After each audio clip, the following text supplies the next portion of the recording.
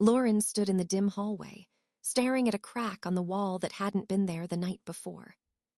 The silence of the house pressed against her skin, thick and heavy, like something was hiding just out of view.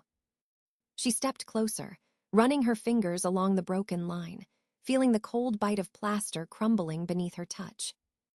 A faint smell of paint lingered in the air, sharp and unfamiliar, as if someone had been working while she slept.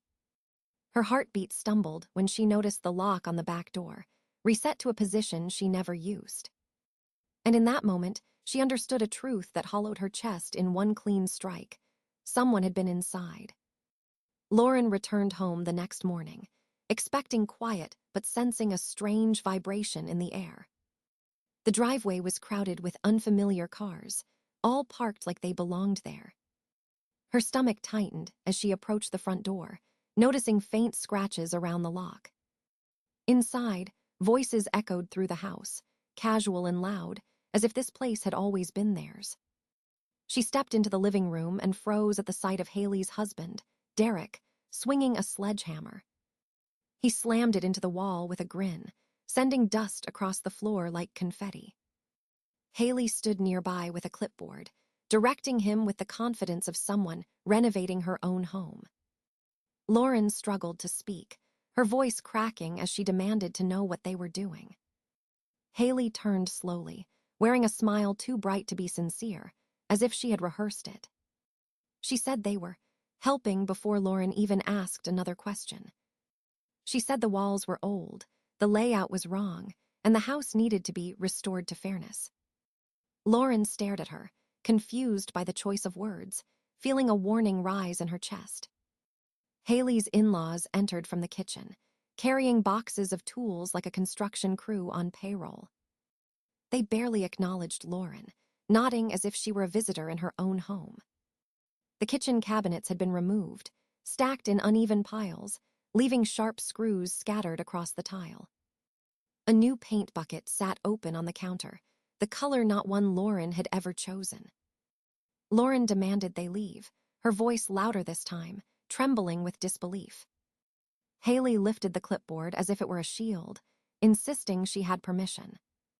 She claimed Lauren had said they could fix the place up during a conversation that never happened. Lauren pushed back, shaking her head, insisting she had never agreed to anything.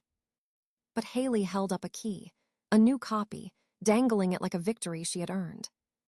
Lauren felt the air drain from her lungs as she realized the implications. Haley must have copied her key months ago, quietly, confidently, believing it was her right.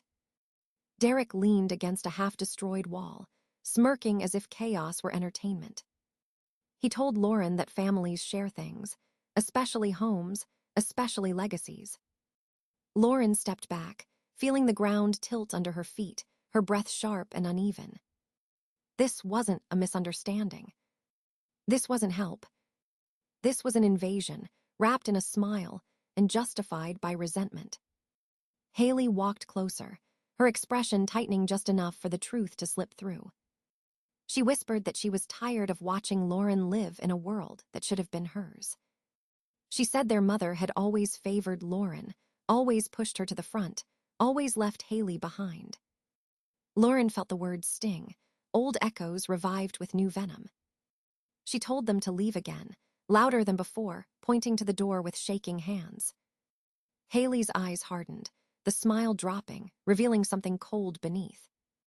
But eventually they left, gathering their tools slowly, deliberately, marking every movement with defiance. When the door finally closed, Lauren stood in the wreckage of her own home, feeling an invisible line shift. The house had been violated. Her boundaries had been crossed. And Haley had just declared a war she'd been waiting years to begin. Lauren tried to restore order in her home, but the silence that followed felt unnatural and staged. She noticed small details changing each day, things she hadn't moved shifting by inches. A window left cracked open. A light switched on in a room she never entered at night. She told herself it was stress until the first wave of online attacks surfaced. Anonymous accounts posted accusations, claiming she had stolen inheritance from her grieving sister. Screenshots of conversations she never had appeared, edited with just enough truth to look real. Her inbox flooded with messages calling her selfish, heartless, privileged. Lauren traced the posts back to accounts that had all been created within minutes of each other. The timing was too perfect to be coincidence. Then came a video clip of Haley crying, framing herself as a victim of Lauren's cruelty. Lauren watched in shock as Haley described a life of being overshadowed and dismissed. She spoke with trembling lips, painting Lauren as a tyrant who hoarded everything their mother left behind. The video spread fast, and strangers demanded Lauren apologize for crimes she never committed. Lauren reached for stability, but the ground kept shifting beneath her. One evening, she opened her bedroom drawer and found a manila folder she had never seen before. Her hands shook as she pulled out printed photographs of herself, taken through windows and across parking lots. Notes covered the margins, detailing her daily routines with timestamps and behavioral observations. Lines circled in red highlighted when she left home, when she returned, and how long she stayed out. Some pages listed estimates of her net worth, itemizing her assets like inventory for an impending transfer. One sentence stood out, written in Haley's familiar cursive. "If she's gone, everything balances again." Lauren dropped the folder, her throat tightening as the pages scattered across the floor. Panic pressed against her ribs, making the room shrink around her. She searched the house and found a tiny camera hidden behind a vent in the hallway. Another one behind a bookshelf. A third beneath her desk, tucked near the cables where she would never have noticed. She tore them out with trembling hands, feeling watched even in the silence that followed. The next morning, she discovered a small black tracker under her car, taped with precision. Her pulse climbed as she realized someone had monitored her movements for months without her knowing. She contacted the authorities, her voice cracking as she listed everything she had found. The FBI stepped in after reviewing the severity of the surveillance and the forged signatures in her documents. Agents told her Haley's behavior showed signs of fixation and possible escalation. They warned her not to underestimate the situation, not to assume family meant safety. Lauren hung up the phone feeling both relieved and terrified, her body buzzing with adrenaline. That night, a new message arrived, slipped under her front door in an unmarked envelope. Inside was a single photograph of her sleeping, taken from inside her home. And written on the back in soft looping letters was a sentence that hollowed her chest. "You should have shared." The first arrest came on a rainy Tuesday. Haley was taken in for property destruction, trespassing, and fraud. Lauren watched from a distance, feeling a mix of relief and unease. In court, Haley wore a fragile mask of sorrow, eyes red and voice trembling. She blamed her actions on childhood neglect, claiming Lauren had always left her behind. Her lawyer painted a picture of a troubled woman, unfairly judged by the world. The judge considered her emotional state and granted release on supervised probation. Lauren left the courtroom with her hands clenched, knowing this was far from over. Even from a distance, Haley continued to make her presence felt. Notes appeared on Lauren's car windshield, cryptic drawings referencing old family trips. Pictures were mailed anonymously, each one showing a memory where Lauren was alone. Lauren's phone buzzed with strange texts, always short, always unsettling. "They will see what it's like," one read. Another simply said, "You cannot hide."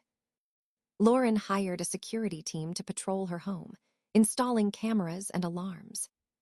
She built a panic room in the basement, stocked with essentials for emergencies. Every knock at the door made her heart jump, every shadow a potential threat. FBI agents advised her to keep a detailed log of incidents and communications. Lauren began documenting everything, from strange phone calls to missing items.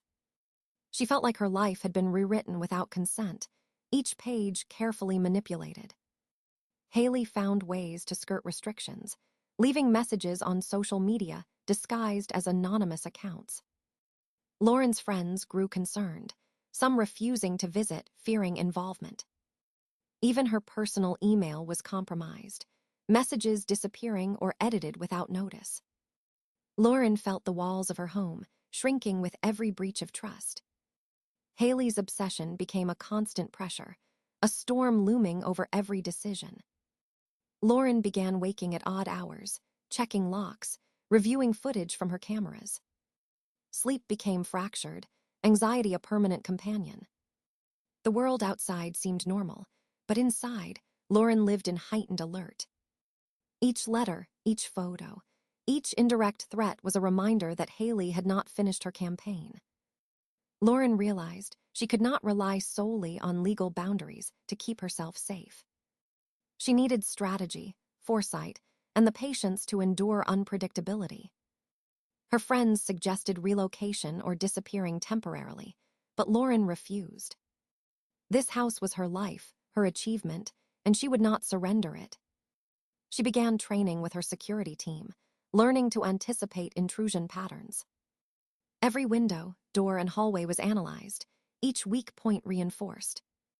Lauren's lawyer advised filing for stricter protective orders, documenting every incident meticulously. She complied, submitting a growing mountain of evidence to the court. Despite legal intervention, Haley continued to communicate, using symbols, coded messages, and memories. Lauren realized the conflict had evolved into psychological warfare, an invisible battlefield in her own home. She spent nights reviewing footage, analyzing patterns, trying to predict Haley's next move. Every alert on her phone made her pulse spike, every shadow a potential threat. Lauren knew the escalation would continue unless Haley was stopped completely.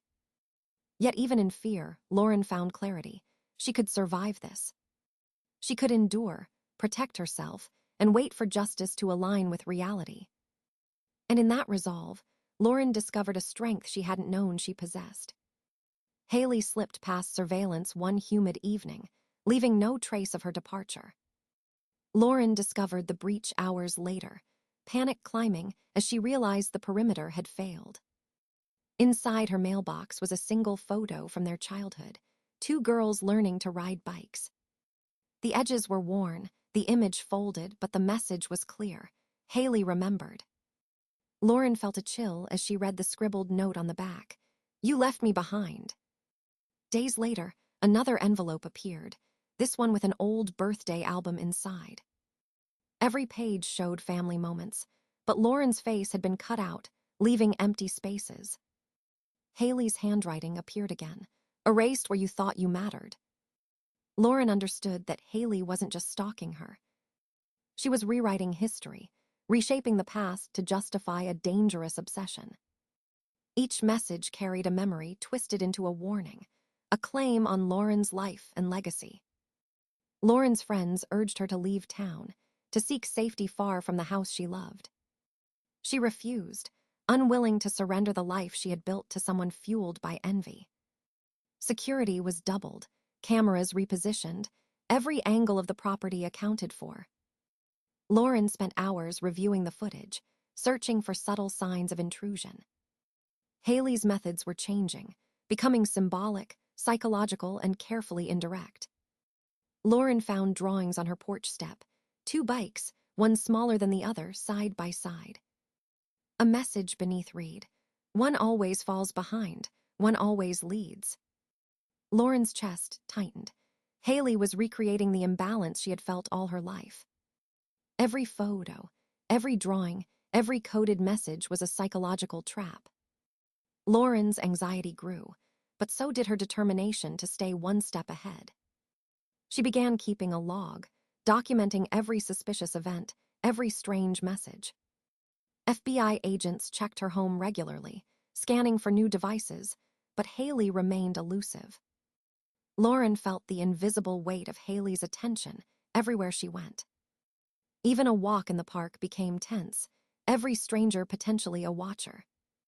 Haley's obsession had moved beyond property, beyond social media, into memory itself. Lauren realized the only way to survive was to anticipate each move, each emotional manipulation. She trained herself to recognize Haley's patterns, the timing, the symbolism in her messages. A new envelope arrived, containing a miniature model of their childhood home. Each room was carefully marked, each door open or closed in ways that mirrored reality. On the rooftop of the model, a tiny figure of Lauren had been removed entirely. Lauren's hands shook as she placed it back, aware that Haley wanted control over the narrative. She called the FBI immediately, handing over the miniature and its contents as evidence. Agents warned her this was an escalation, Haley moving from symbolic to potentially physical action. Lauren fortified her home further, locking windows, reinforcing doors, and adding motion sensors. She rehearsed escape routes and emergency calls, memorizing each procedure until it was second nature. Each day brought new messages, new reminders that Haley's obsession was relentless. Lauren remained vigilant, determined not to allow fear to dictate her life entirely. She knew Haley would not stop until confronted directly, until their past was faced in its entirety. And in that knowledge, Lauren prepared herself for the inevitable confrontation that would come. The day of the confrontation arrived quietly, almost deceptively calm. Lauren entered the old childhood home, heart hammering, senses sharpened by months of fear. Haley was already there, sitting on the floor of the familiar room, eyes wide and unblinking. Her hands clutched a small vial of pills, trembling as she stared at Lauren. "I just want balance," Haley whispered, voice low but edged with madness. She explained how she had planned for them to end together, a twisted act of equality. Lauren froze, processing the enormity of the threat, the weight of years of obsession distilled into one moment. Haley's face was pale, streaked with old tears, and yet filled with a determined intensity. "You never shared anything," she said. "Everything was always hers, always Lauren." Lauren remained calm, forcing her thoughts to slow, calculating the seconds before action. She nodded, speaking gently, trying to delay Haley's movements without angering her. "You don't have to do this," Lauren said, voice steady, measured. Haley shook, the vial quivering in her fingers, eyes darting between the pills and Lauren. She spoke of childhood memories, the feeling of being left behind, and the long-burning resentment. Lauren listened, keeping her tone neutral, buying precious time while hiding panic. Outside, the faint sound of sirens approached, a signal Lauren had set in motion days earlier. Haley glanced at the door, sensing something was off but too absorbed in her plan to fully notice. Lauren subtly shifted, moving closer to the light switch and camera she had positioned earlier. Haley's lips moved, muttering apologies and accusations in a chaotic mix. Lauren mirrored concern, nodding, careful not to provoke a sudden action.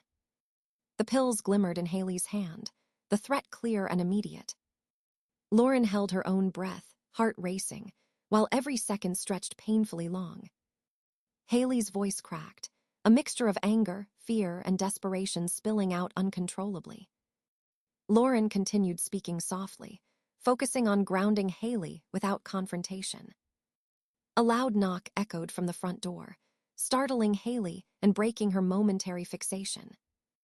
FBI agents rushed in, moving swiftly, securing the room and removing the vial safely.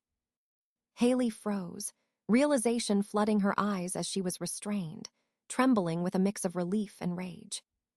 She screamed fragments of childhood grievances, accusations, and confessions at once. "You never let me have anything. I just wanted fairness," Haley yelled, voice raw and broken. Lauren stepped back, letting the agents handle the situation, feeling the tension release slightly. Haley's resistance faded as she was escorted out, still muttering, still staring at Lauren with conflicted eyes. Lauren remained in the room, taking deep breaths, the weight of months of fear beginning to lift. The house, familiar and battered by memories, felt quiet but safe again. Lauren knew this was not the end of the emotional toll, but the immediate danger had passed. The confrontation had reached its peak, the climax of years of obsession and manipulation resolved. Haley's plan to force a final, catastrophic reckoning had failed, neutralized by patience and foresight. Lauren allowed herself a brief moment of relief, understanding she had survived both the psychological and physical threat. She stepped outside, sunlight washing over her, symbolizing a fragile return to control and clarity. Even in the aftermath, Lauren knew vigilance would remain, but she had reclaimed her life. The confrontation had been inevitable, and she had endured it with composure and strategy. For the first time in months, Lauren could feel the tension easing, the storm beginning to pass. Lauren returned to her home, quiet now, the remnants of chaos slowly cleared away. Boxes of broken furniture and scattered papers had been removed, leaving clean surfaces. She opened a drawer and found letters from her mother, yellowed with age. Each one was addressed to both her and Haley, written with care but uneven love. Lauren read the words slowly, realizing how differently her mother had treated them. One daughter expected to be strong, independent, capable of standing alone. The other was shielded, dependent, taught to rely on protection and guidance. Lauren understood now why Haley had grown up feeling behind, overlooked, unbalanced. It was never entirely Haley's fault, but years of resentment had fermented into obsession. Lauren folded the letters carefully, a mixture of sorrow and clarity in her chest. Haley remained in custody, participating in a rehabilitation program that encouraged independence. She was learning to ride a bicycle again, a symbolic step toward regaining her autonomy. Lauren watched updates from the program, relief mixing with cautious hope. It was a small gesture, but it represented a step toward Haley reclaiming herself. Lauren, meanwhile, began reopening her life to the world outside the house. She hosted a small gathering for friends, laughter echoing through rooms that once felt trapped. The house felt alive again, filled with the warmth of connection rather than tension. Lauren allowed herself to move freely, no longer counting the seconds, watching for signs of intrusion. She focused on rebuilding routines that had been fractured by months of fear. Her personal and professional life regained momentum, a sense of normalcy returning. Lauren understood forgiveness was not required, but closure was essential. The legal proceedings concluded, with Haley formally renouncing all claims on property and finances. Haley admitted in court that her actions had been fueled by envy and a warped sense of fairness. Lauren listened, taking in the words without anger, only acknowledgement of reality. She did not need to forgive entirely, but she could accept the conclusion and move forward. The tension that had gripped her chest for months began to loosen, slowly but surely. Lauren walked through her restored home, touching walls and surfaces, each one a testament to resilience. She raised a glass in quiet celebration, honoring both survival and the lessons learned. The walls reminded her of boundaries, independence, and the need for vigilance. She reflected on when to push forward and when to step back, like learning to ride a bike again. The past could not be erased, but it could inform her choices and shape her future. Lauren embraced life once more, cautious but free from the fear that had defined months of existence. She understood that healing would continue, for both herself and Haley, in different ways. Her heart felt lighter, and the house no longer seemed like a battlefield but a sanctuary. Lauren smiled at the sunlight streaming through the windows, grateful for clarity and perspective. The chapters of obsession, fear, and confrontation had closed, leaving space for calm and measured growth. She felt a sense of liberation, knowing she had reclaimed control over her life and environment. The lessons of the past remained, but they no longer dictated her every thought or step. Lauren stepped outside, breathing deeply, aware that life could continue with vigilance and grace. The storm had passed, leaving her grounded, strong, and ready to face what came next. The final court session ended quietly, without the tension that had filled every prior hearing. Haley signed documents relinquishing all financial and property claims, her face pale and tired. She admitted her mistakes, acknowledging that envy had driven her to extremes. Lauren listened, feeling neither triumph nor anger, only a sense of closure.